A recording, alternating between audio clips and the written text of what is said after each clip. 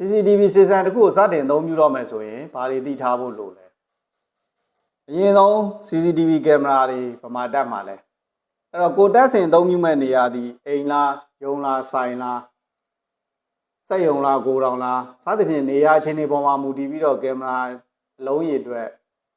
ကင်မရာအမျိုးအစားတွေခွာခြားနိုင်ပါတယ်နောက်တစ်ခါကိုသုံးမဲ့စနစ်ဒီ IP စနစ်လား analog စနစ်လားပုံမှန်အိမ်သုံးလေးတွေဆိုင်သုံးလေးတွေအနေနဲ့ကတော့ analog စနစ်တွေအသုံးပြုလို့ရပေမဲ့စက်ရုံလိုမျိုးကိုတောင်လိုမျိုး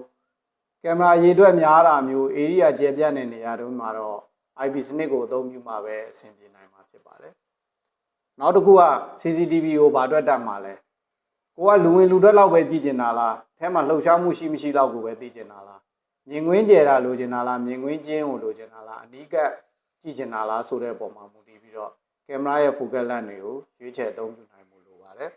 နောက်တစ်ခါကိုအသုံးပြုတဲ့ကင်မရာကနေဘက်ပဲတက်သုံးပါလားနေည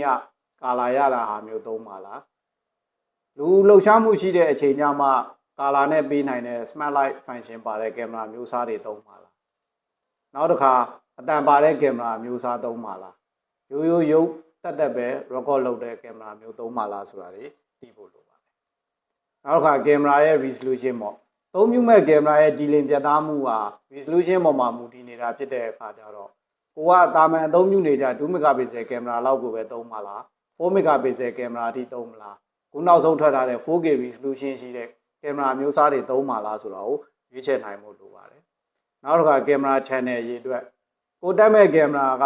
အိမ်သုံးဆိုင်သုံး၄လုံးလောက်ပဲလားတစ်လုံးနှလုံးပဲလားဆိုတဲ့အပေါ်မှာအသုံးပြုလို့ရတယ်နောက်တစ်ခါလုံယုံဆက်ယုံနေမှာဆိုလို့ရှိရင်အလုံးရေ10လုံးလား16လုံးလားအလုံး30လားအလုံး60လားစသဖြင့် channel ရေးအတွက်တွေမူတည်နိုင်ပါတယ်အဲ့ဒီပုံမှာမူတည်ပြီးတော့ဘာတွေလာမလို့ဆိုတော့ recording head ပမာဏ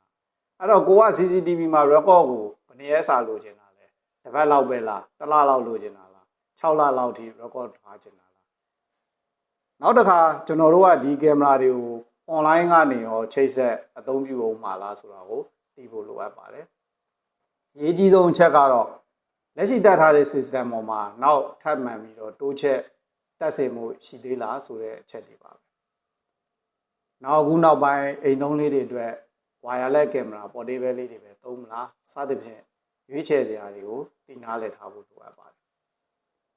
အရေးကြီးဆုံးချက်ကတော့ဈေးနှုန်းမဟုတ်ပါဘူး